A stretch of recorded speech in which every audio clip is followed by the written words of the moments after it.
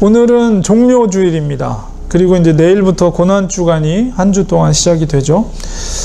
항상 이 기간이 되면 우리가 주님의 죽으심과 부활을 생각하게 되는데요.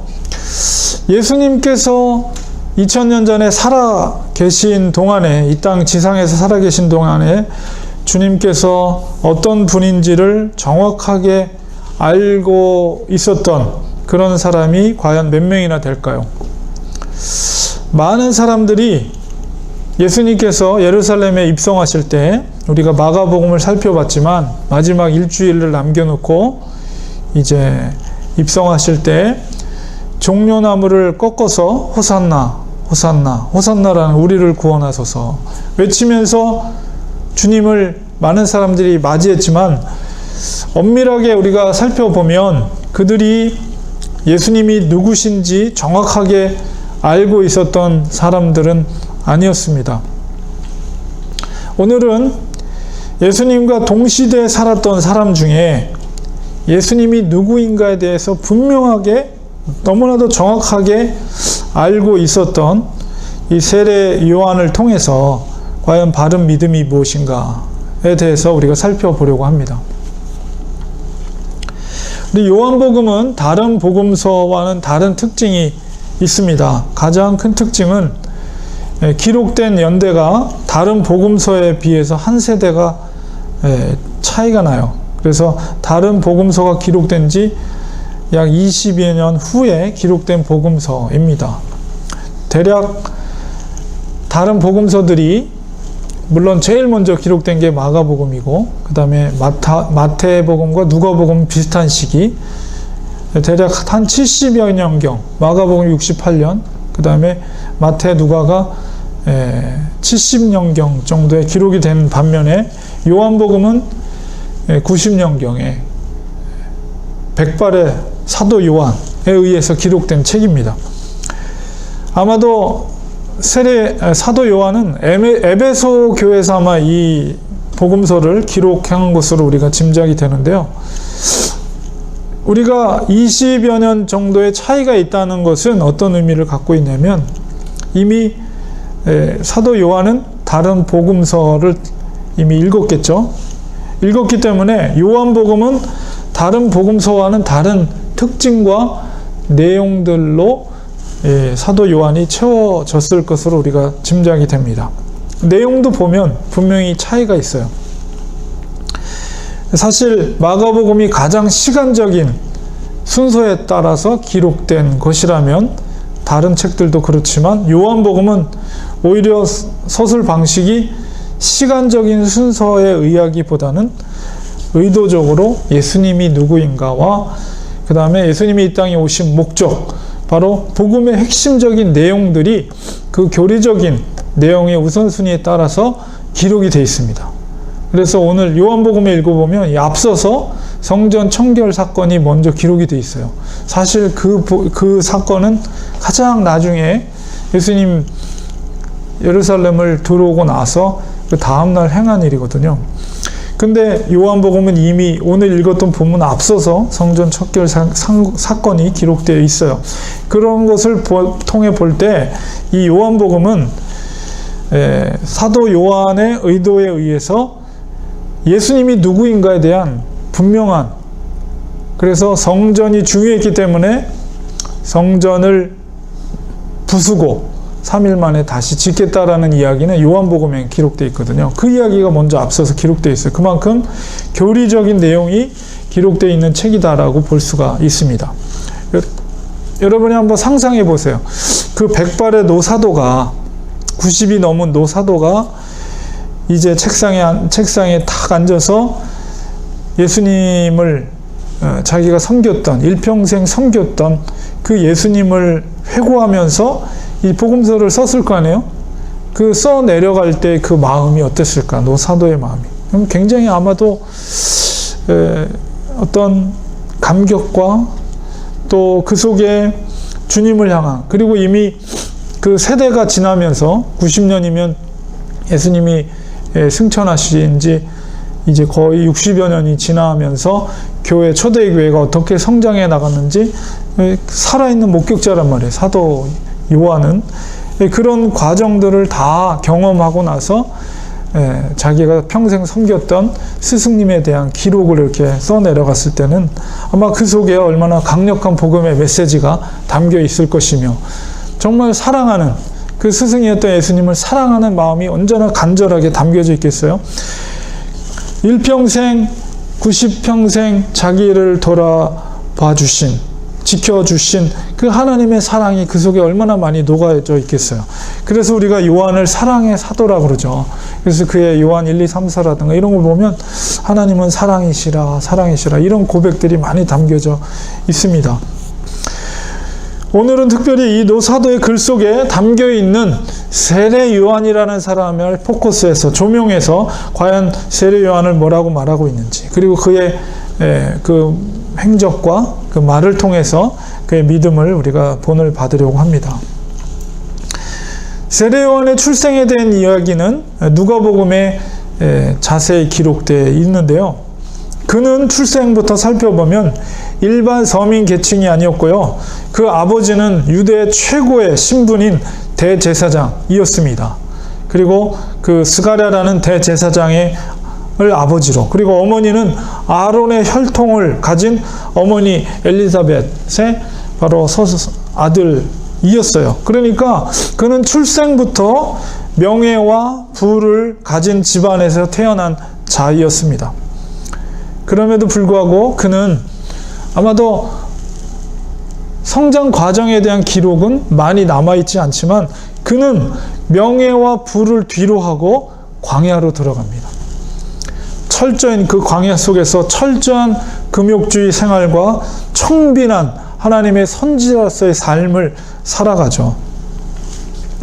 그가 광야의 영성에 대한 기록이 우리가 마가복음에 살펴보면 1장 2절에서 6절에서 이 세례 요한에 대해서 이야기를 하고 있는데요. 선지자 이사의 글에 보라, 내가 내 사자를 내 앞에 보내노니 그가 내 길을 준비하리라.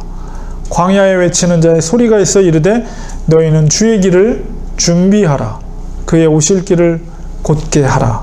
기록된 것 같이 세례 요한이 광야에 이르러 죄사함을 받게 하는 회개의 세례를 전파하니 온 유대 지방과 예루살렘 사람이 다 나아가 자기 죄를 자복하고 요단강에서 그에게 세례를 받더라. 요한은 낙타털 옷을 입고 허리에 가죽띠를 띠고 메뚜기와 석청을 먹더라.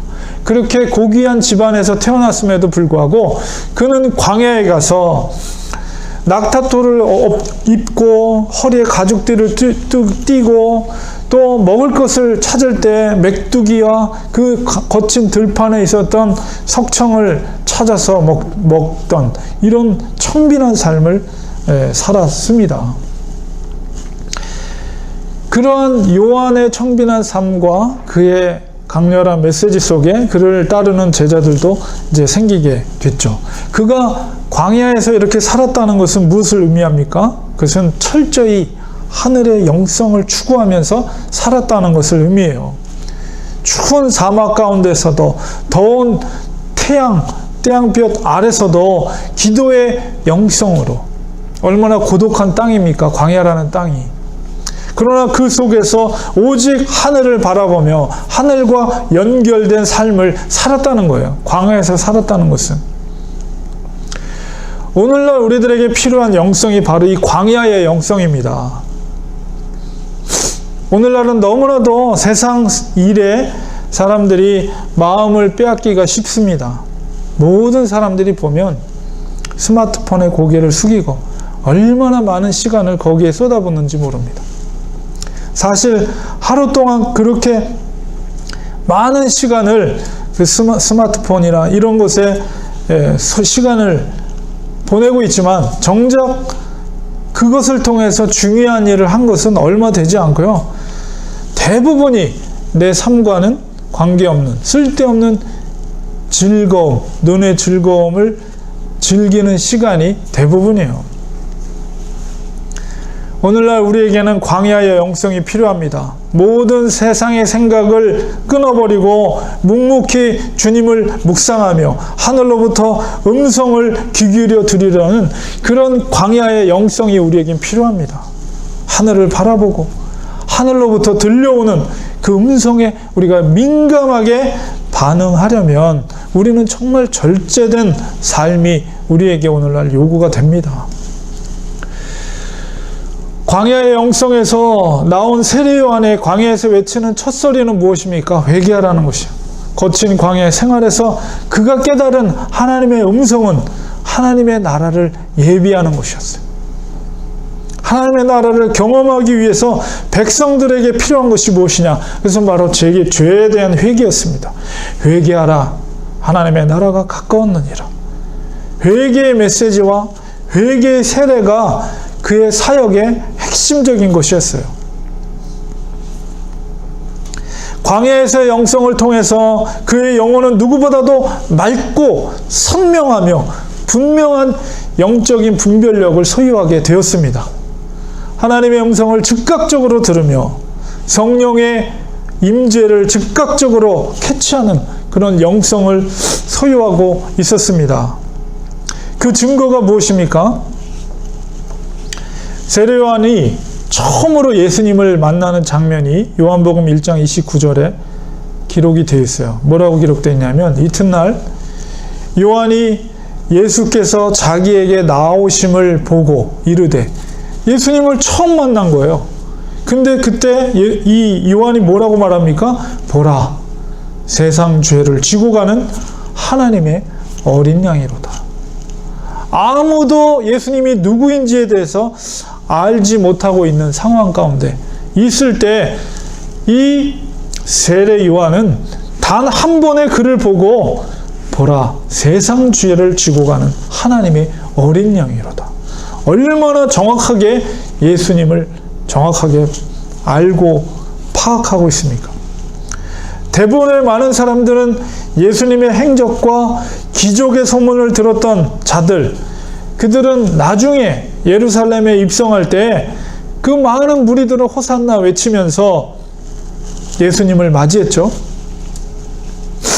그러나 어느 누구도, 심지어 제자들도 그 예수님이 세상에 죄를 지고 가는 하나님의 어린 양이라고 말한 사람은 한 사람도 없었어요. 모든 사람들이 다윗과 같은 메시아로서 이 땅에 보내진 하나님의 아들이라고 생각했지, 어느 누구도 세상 죄를 지고 가는, 도수장에 끌려가는 어린 양과 같은 하나님의 어린 양이다 라고 알고 있었던, 말하고 있었던 사람은 한 사람도 없었다는 거예요. 얼마나 깊이 있는 영성을 소유했는지를 정말 단적으로 알 수 있는 영적인 분별력이라고 볼 수가 있습니다. 그는 그만큼 이 세상에 관심을 끊고 오직 하늘의 소망과 하늘의 능력에 붙잡힌 바 된 선지자였습니다. 우리에게도 이런 영적인 권세가 있어야 합니다. 세상의 어떤 시험에 처해진다 해도 조금도 요동함이 없이 하나님께서 우리를 붙잡고 계시는 그런 지혜를 가지고 영적인 권세로 세상의 풍파가 아무리 거치고 힘들다 할지라도 그것을 꿰뚫고 바라볼 때는 하늘의 눈, 하늘의 관점이 우리에겐 필요해요. 이게 바로 영적인 권세예요. 여러분, 우리를 향해 비방하는 말을 들었을 때 실망하거나 낙담하지 마세요. 혹은 어떤 사람들과의 관계 속에서 어려움을 경험할 수 있게 되는데, 그런 것에 여러분 걱정하지 마세요. 영적인 권세가 있으면 그런 일을 만나도 대수롭게 여기지 않아요. 믿음으로 밀고 나가는 거예요. 깊은 영성에서 단련된 영적인 권세가 있으면 그보다도 더한 일이 파도같이 몰려와도 조금도 요동하지 않습니다. 믿음으로 밀어붙이는 거예요. 반면에 영적인 힘이 없으면 작은 말 한마디에도 시험이 들고 좌절하고 낭망합니다. 넘어지고 말아요. 하나님과의 깊은 교제를 통해, 그런 광야의 영성을 통해 영적인 능력을 키워야 됩니다. 영적인 능력은 하늘로부터 공급되어지는 힘이에요. 광야 같은 고독한 곳에서 하나님과의 영적인 교제를 통해서 이루어질 때 그 속에서 공급되어지는 것이죠. 바로 세례요한과 같은 영적인 능력을 가지시기를 축원드립니다. 당대 세례요한에 선포되는 말에는 정말 힘이 있었어요. 심지어 그 당시에 분봉왕이었던 헤롯 안티파스, 그도 세례요한의 말을 가볍게 여기지 않았어요. 마가는 이렇게 기록하고 있습니다. 6장 19절에 20절에 헤로디아가 요한을 원수로 여겨 죽이고자 하였으되 하지 못한 것은, 헤로디아는 헤롯 안티파스가 그의 동생의 부인을 취해서 결혼한 여인이 헤로디아예요. 그래서 헤로디아는 요한을 굉장히 싫어했고 어떻게든 죽이기로 작정했지만, 그렇지 못한 것은 헤롯이 요한을 의롭고 거룩한 사람으로 알고 두려워하여 보호하며 또 그의 말을 들을 때 크게 번민을 하면서도 달갑게 들음이로라. 마가는 이렇게 기록하고 있어요. 그 당시에 분봉하기 헤롯조차도 그의 말이 싫었지만, 왜냐하면 가시처럼 자기의 잘못을 지적하니까, 그러나 그것을 달갑게 들었다. 그의 말을 두려워했다. 그만큼 그의 말에 힘이 있었죠. 우리가 정말 그 당시에 이 세례 요한이 얼마나 많은 사람들로부터 존중을 받는 선지자였는가, 이런 것을 우리가 단적으로 알 수 있는 이야기입니다. 자, 그런 배경 속에서 오늘 본문의 이야기를 살펴보면 요한의 제자들이 어떤 태도로 요한에게 와서 이야기를 하는지 우리 충분히 이해할 법합니다. 오늘 본문 속의 이야기는 어떤 이야기냐면, 세례 요한의 제자들이 예수님의 세례에 대해서 요한에게 와서 보고하는 내용이에요. 사실 예수님은 이 앞서서 친히 세례 요한에게 찾아와서 세례를 받았거든요. 그랬는데 오히려 예수님의 제자들이 갈릴리로 올라가지 않고 유대 땅에서 머무르면서 많은 사람들에게 세례를 베풀고 있었어요. 그러니까 요한의 제자들이 그것을 보고 그 스승인 세례 요한한테 찾아와서 얘기를 하는 거예요. 바로 당신에게, 우리 스승님에게 세례를 받았던 저 사람과 그 무리들이 오히려 우리들보다 더 많은 세례를 사람들에게 주고 있습니다. 이 얘기는 뭐예요? 예수님을 마치 자기들의 경쟁자로 인식을 하면서 자기의 스승인 요한에게 그 이야기를 하고 있는 거예요. 그 얘기를 들었을 때 요한이 한 말이 무엇입니까? 3장 27절 28절에 보면 요한이 대답하여 이르되 만일 하늘에서 주신 바 아니면 사람이 아무것도 받을 수 없느니라. 이게 무슨 말이에요? 예수님의 사역에 대해서 이야기하는 거예요. 예수님의 세례 주심에 대해서 얘기하는 거예요. 바로 그분의 사역은 하나님으로부터 주어진 것이며 그분의 사역은 그리스도의 사역이라는 것을 명확하게 밝히고 있는 것입니다. 28절에 내가 말한 바 나는 그리스도가 아니요 주의 앞에 보내심을 받은 자라고 한 것을 증언할 자는 바로 너희들이다. 너희들이 오히려 바로 저분이 그리스도가 되고 나는 그분의 보내심을 받은 자라고 너희들이 증언해야 되는 자들이다. 오히려 그들을 나무라는 거예요. 그리고 예수님의 사역은 바로 하늘로부터 하나님으로부터 준 선물이며 그분의 세례와 그분의 사역은 그리스도의 사역이라는 것을 그의 제자에게 분명하게 이야기를 하고 있어요. 그리고 비유를 통해서 말합니다. 뭐라고 말합니까? 29절에 신부를 취하는 자는 신랑이나 서서 신랑의 음성을 듣는 친구가 크게 기뻐하니 나는 이러한 기쁨으로 충만하였노라. 여기서 신부가 누구를 비유합니까? 바로 세례를 주고 있는 백성들이에요. 그리고 신랑은 바로 세례를 베푸는 예수님이며 그리고 그 신랑의 친구, 축하해주는 친구가 바로 자기라는 거예요. 요한이라는 거예요. 그렇게 말하고 있고 나는 단지 신랑이 기뻐하는 음성을 듣는 것만으로도 나는 기뻐하고 그런 기쁨으로 충만하다라고 스스로 고백하고 있습니다. 사실 인간적으로 생각하면 요한의 세례는 정결 예식이 요한이 하는 오늘날의 그런 침례 형식을 띈 것은 요한이 처음으로 한 거예요. 오늘날로 치면은 요한의 특허권이 있는 거예요. 그 세례는. 정결 예식은 그런 식으로 한 역사가 없었어요. 그냥 물에 손을 닦는 그런 예식밖에 없었는데 요한으로 비로소 그 침례 형식의 세례가 베풀어진 거죠. 예수님이 그것을 그대로 하고 있는 거예요. 그런 특허된 사역, 많은 사람들로부터 존경을 받는 위치에 있는 요한이었지만, 그리고 얼마든지 자기의 기득권을 가지고 말할 수 있는 위치에 있었음에도 불구하고 요한이 분명하게 선을 긋고 그것을 분명하게 얘기하고 있어요. 무엇이 그렇게 얘기할 수 있게 했는가? 사실 그 이야기를 들으면 요한의 제자들이 얼마나 실망하겠어요. 그럼에도 불구하고 요한이 자신 있게 그렇게 말할 수 있었던 것은 무엇입니까? 왜 그렇습니까? 그것은 바로 예수님이 누구신가에 대한 분명한 확신이 그에게 있었기 때문에 가능한 것이죠. 요한의 이러한 태도는 단순히 자기의 겸손을 표현하는 말이 아니에요. 자기의 신념, 즉 예수님에 대한 분명한 믿음을 고백하고 있는 거예요. 우리에게 필요한 것은 바로 이 부분입니다. 철저하게 예수 그리스도 앞에 자기 자신을 비우고 그 분을 높이는 믿음과 행위, 그것이 우리에게 필요한 거예요. 또한 그 확고한 믿음의 고백, 그것이 뭡니까? 우리가 읽었던 마지막 본문 30절에 그는 흥하여야 하겠고 나는 쇠하여야 하리라. 오늘날 말로 표현하면 그는 흥해야 되고 나는 망해야 된다, 이 말이에요. 과연 우리에게 이러한 신념과 고백과 행함이 따르고 있습니까? 오늘날 우리들에게 진정한 믿는 자의 길이 바로 이거예요. 오늘날 교회 다니는 사람들의 태도가 어떻습니까?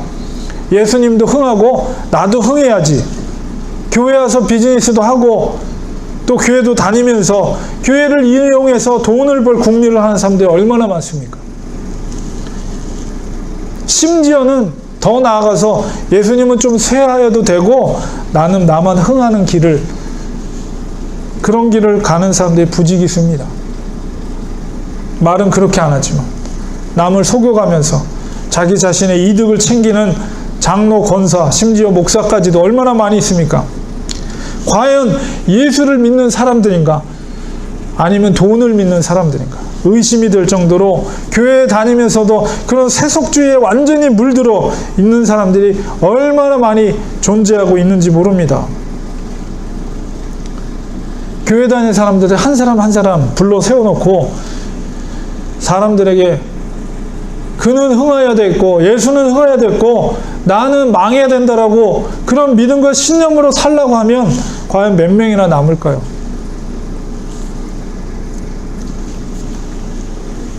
얼마나 많은 사람들이 자기 중심적인 신앙생활을 해나가고 있습니까? 겉으로 그렇게 표현은 안 하지만 대부분의 사람들이 종려나무 가지를 꺾어서 예수님의 예루살렘 입성을 거짓된 허상의 예수님을 향해 호산나 외치는 모습과 다를 바가 없는 성도들의 모습이에요. 나를 구원하소서. 그런데 어떻게 구원해달라는 겁니까? 절대 십자가에 매달리지 말고 신적인 능력으로 로마로부터 자기를 해방해 달라는 거예요. 그들의 모습은 오늘날 자기의 뜻대로 자기의 유익을 추구하는 오늘날 교회 성도들의 모습과 전혀 다르지 않습니다. 주님은 그런 자를 향해서 뭐라고 하십니까? 십자가를 가로막고 있는 베드로를 향해서 사탄아 내 뒤로 물러가라. 호통을 치셨어요. 마귀는 이렇게 겉으로 신실한 사람처럼 가장하여서 하나님의 길을 가로막는 일을 하게 합니다. 그렇게 하게 합니다. 무엇이 믿음의 길인지를 우리가 알 수 있는 온전한 분별력을 우리가 가져야 돼요. 그렇게 되기 위해서는 앞서 말한 것처럼 광야의 처절한 영성, 이 우리에겐 필요한 거예요. 다윗과 같은 정치적인 메시아가 아니라 처음 만난 주님을 향해서 보라, 세상 죄를 지고 가는 하나님의 어린 양이로다. 이것을 깨달을 수 있는 영적인 분별력이 우리에게 있어야 돼요. 저분은 바로 우리의 죄를 대속하기 위해 죽으셔야 될, 십자가에 달리셔야 될 하나님의 아들이다 라고 고백하는 거예요. 오직 주님의 길을 예비하기 위해 오신 세례 요한은 명예와 부를 뒤로 하고 그 사명, 오직 그 사명을 위해서 그 모든 것을 내려놓고 그 몸과 마음을 불살랐습니다. 사람들로부터 존경과 명성, 그 모든 것들도 다 사명 앞에 헌신짝처럼 여기고 오직 예수 그리스도 그분의 사역을 위해서 자기가 희생되어도 그분의 길을 준비하는 그 일을 위해서 자기의 모든 것을 바쳤어요. 그는 흥하여야 하겠고 나는 망하여야 하리라. 결국 그의 목이 소반에 담겨서 순교당함으로 예수님의 길이 어떤 길인지를 그의 죽음을 통해서 마지막 그 죽음까지도 예수님의 죽으심을 예표하셨다는 거예요. 요한은 마지막까지 그 자신을 불태우며 주님의 길을 평탄케 하는 그 길의 사명을 완수했습니다. 이것이 진정한 믿음의 길입니다. 결론을 맺겠습니다. 하늘의 소망을 두는 사람은 자기의 위치와 사명을 분명히 아는 사람입니다. 우리의 위치는 무엇입니까? 우리는 주님의 종입니다. 다시 말씀드려 예수 그리스도께서 우리의 주 되십니다. 우리의 모든 것이 하나님의 것입니다. 하나님께서 원하신다면 당연히 주님께 드리는 것은 마땅합니다. 아직도 내 것이라고 주장하는 생각들이 우리의 마음속에 자리 잡고 있다면 우리는 철저히 그 생각을 회개해야 됩니다. 우리의 사명은 무엇입니까? 주님의 제자로서의 길을 걷는 것입니다. 주님께서 걸어가신 그 길을 쫓아가는 것이 제자의 길입니다. 종려나무 가지를 꺾고 호산나를 외쳤던 예루살렘의 사람들의 그 허황된 길을 버리고 주님께서 걸어가신 골고다의 길을 걸어가야 합니다. 그 길은 죽음의 길이에요. 그러나 그 길만이 부활의 길이에요. 또한 그 길이 영생의 길임을 우리는 압니다. 주님 그렇습니다.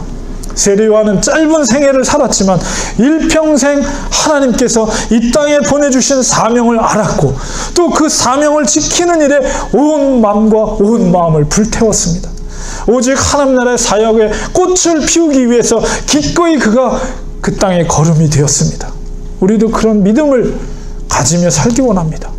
우리의 인생을 불태워 주님의 영광을 위해 하나님 나라의 완성을 위해서 살기를 원합니다. 도와주시옵소서. 저희는 연약합니다. 주님께 붙들림 받아요 쓰임받게 하옵소서. 주님만이 우리의 소망 되십니다. 저희를 불쌍히 여겨주시고 세례요한과 같은 하늘의 권세를 우리에게 주시옵소서. 우리를 붙잡아 주시옵소서. 하나님께 쓰임받는 인생이 되게 하여 주시옵소서. 이런 믿음으로 이르는 그 길을 세례 요한이 걸어갔던 그 길을 우리 묵묵히 걸어가야 합니다. 이 시간 한번 1분 정도 같이 기도하기 원합니다. 하나님 그렇습니다. 우리에게 광야의 영성을 주시옵소서. 깊은 고독 속에서 만나는 주님의 은혜를 체험하게 하시고 주님의 음성을 듣게 하시고 성령에 민감하게 분별할 수 있는 깨달을 수 있는 분별력을 주셔서 예수 그리스도를 처음 뵐 때마다 그분은 바로 세상에 죄를 지고 다니는 하나님의 어린 양이라 고백되어졌던 영적인 분별력이 우리에게도 있게 하여 주셔서 우리 인생을 사용하여 주옵소서. 세례 요한처럼 우리의 몸과 마음이 불타오르게 하여 주옵소서. 하나님의 나라를 위해서 쓰임받는 인생이 되게 하여 주옵소서. 이런 기도 제목으로 같이 기도합니다. 다 같이 기도합니다. 주님 그렇습니다. 세례 요한 짧은